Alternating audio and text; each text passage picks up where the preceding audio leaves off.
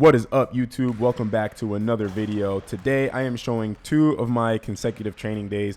The first day, of course, being the dunk session. Right now I am currently in a load management setup. I had an IT band injury. It responds just like a tendon, so we've been using tendon protocols for it, and it has been making a ton of progress recently. You can use the principles that I talk about in this video for tendon rehab, whether that be Achilles tendinopathy or patellar tendinopathy. But basically what we do is we alternate doing a plyo day, a lift day, and then an isometric day, and we just repeat that over and over again, slowly progressing up the intensity in the plyo, slowly progressing up the intensity in the lifts until you're basically able to jump and train at 100%, in which case we go back to regular jump training. Now, this session was a huge milestone because I was able to work up to max approach jumps at a pretty high effort. I got up to probably around 95% effort on these jumps, and not every single jump is listed here. So I actually wrote down exactly how many jumps I took and how long it took to get warmed up. So I did 10 drops, then it took 11 jumps to get to the point where I was barely dunking. As a point of reference, that's probably around 60-70% effort. Then it took 17 jumps to get to the effort where I'm windmilling, 6 jumps from there to where I'm windmilling off a lob, 7 jumps to where I'm east baying off a lob, and then 15 jumps from there to get to 95% effort. So that is a super slow gradient approach to warming up, which is one of the biggest mistakes I see guys make when they're trying to warm up for a session, is they just rush the jump warm up way too much.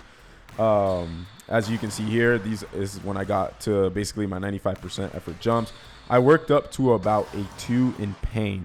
Now, the reason I did that is because I want to spur on adaptation in the tendon.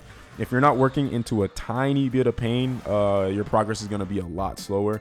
A lot of guys try to stay completely pain-free when doing tendon rehab, and that's just going to make your progress super, super slow. It is less risky, but it's going to delay your progress by literally weeks and months. So working up to about a 2 in pain during plyos, as long as you can get that pain down to a 1 as you stay at that intensity, has been working extremely well. Now, coming into the second part of the video is my lift day. So during the strength training portion of load management and tendon rehab, we start super light and with a slow tempo on a bilateral movement like a squat. And then you work up to the point where you can go heavy with minimal pain, and then you can kind of start increasing the tempo, which is gonna cause the intensity to go up. Now, I got to the point last lift, if you saw my last video, where I could do 315 pounds for 5 reps.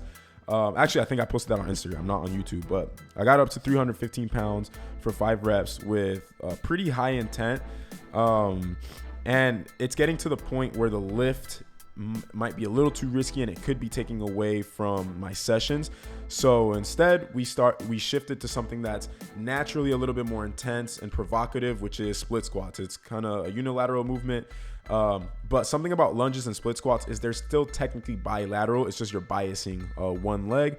And as you can see here, I was actually feeling really, really good. I was able to get up to 225 pounds on this lift, which with minimal pain, which is way better than that has felt in the past, even when I was completely healthy. So making great progress on that lift, and I'm extremely happy with how I did that.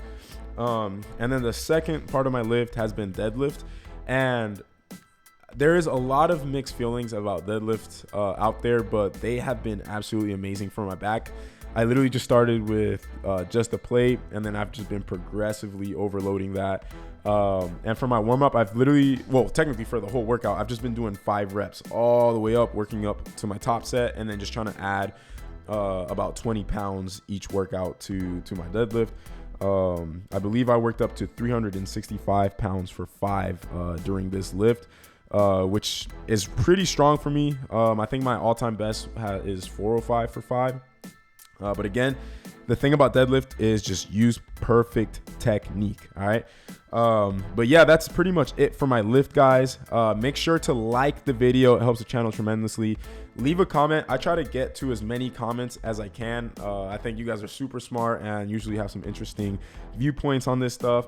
And I know my videos during this rehab process have been a little boring because honestly, it's super tedious and it's just literally doing the same things over and over again. But this is the part of jump training that most guys don't see. You usually see the flashy stuff, the flashy exercises, the super high intent, low rep, heavy squats, plyos, all that stuff.